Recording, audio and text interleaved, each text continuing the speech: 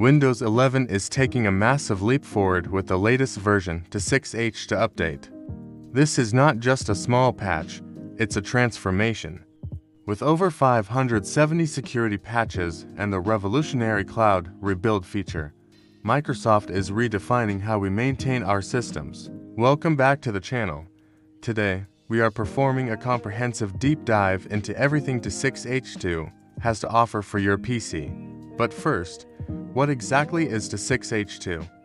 To understand its importance, we have to look at the evolution of the Windows 11 life cycle. This update bridges the gap between traditional x86 desktop PCs and the newer ARM-based Copilot Plus PC architecture.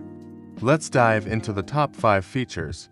The UI feels more fluid than ever, especially with the brand new File Explorer tabs and Start menu. The most impressive addition is Cloud Rebuild. It allows you to repair or reinstall your entire OS directly from the cloud without a USB drive. Before you rush to install, you must check your hardware. Microsoft has introduced stricter requirements for older central processing units. Warning: your CPU must now support SSE 4.2 and PopCnt. If your hardware is too old, the installer will block your progress completely. There are 4 main ways to get the update: via Windows Update, the Installation Assistant, an ISO file, or the Media Creation Tool. For a smooth transition, we recommend the In-Place upgrade. However, a clean install is always best for those seeking maximum performance.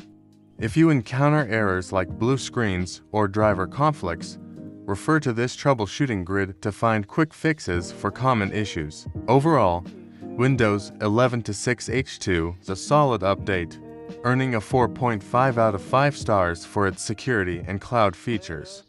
Thanks for watching.